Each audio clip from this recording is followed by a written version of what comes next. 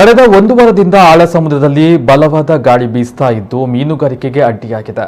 ಭಾರೀ ಗಾಳಿ ಬೀಸ್ತಾ ಇರುವುದರಿಂದ ಮೀನುಗಾರರು ಕಡಲಿಗೆ ಇಳಿಯಲು ಹಿಂದೇಟನ್ನ ಹಾಕ್ತಾ ಇದ್ದಾರೆ. ಪರಿಣಾಮವಾಗಿ ಮಲ್ಪೆ ಬಂದರಿನಲ್ಲಿ ನೂರಾರು ಆಳ ಸಮುದ್ರ ಬೋಟುಗಳು ಲಂಗರು ಹಾಕಿವೆ. ಮಲ್ಪೆ ಸರ್ವಋತು ಬಂದರಿನಲ್ಲಿ ಮಳೆಗಾಲಕ್ಕೆ ಮುನ್ನವೇ ಬೋಟುಗಳು ಲಂಗರು ಹಾಕಿವೆ. ಅರಬ್ಬಿ ಸಮುದ್ರದಲ್ಲಿ ಭಾರೀ ಗಾಳಿ ಬೀಸ್ತಾ ಇದ್ದು ಹವಾಮಾನ ಇಲಾಖೆ ಮೀನುಗಾರರಿಗೆ ಎಚ್ಚರಿಕೆ ನೀಡಿದೆ. ಕಳೆದ ಒಂದು ವಾರದಿಂದ ಒಂದೊಂದೇ ಬೋಟುಗಳು ದಡದತ್ತ ಆಗಮಿಸ್ತಾ ಇದ್ದು ಮೀನುಗಾರಿಕೆಗೆ ಚಟುವಟಿಕೆ ಬಹುತೇಕ ಸ್ತಬ್ಧಗೊಂಡಿದೆ.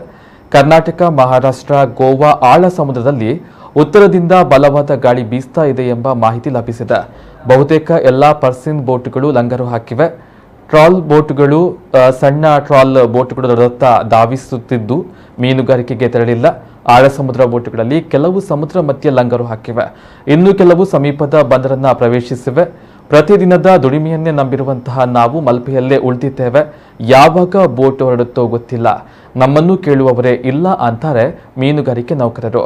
ಗಾಳಿಯಿಂದಾಗಿ ಅಲೆಗಳಲ್ಲಿ ಭಾರಿ ವ್ಯತ್ಯಾಸ ಕಂಡು ಬಂದಿದ್ದು ಮೀನುಗಾರರಿಗೆ ಬಲೆ ಹಾಕಲು ಸಾಧ್ಯವಾಗ್ತಾ ಇಲ್ಲ.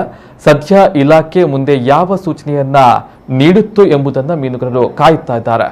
ಒಟ್ಟಾರೆ ಉತ್ತಮ ಮೀನು ಸಿಗುವ ಅವಧಿಯಲ್ಲೇ ಹವಾಮಾನ ವೈಪರೀತ್ಯ ಉಂಟಾಗಿರುವುದರಿಂದ ಕೋಟ್ಯಾಂತರ ರೂಪಾಯಿ ನಷ್ಟ ಸಂಭವಿಸಿದೆ.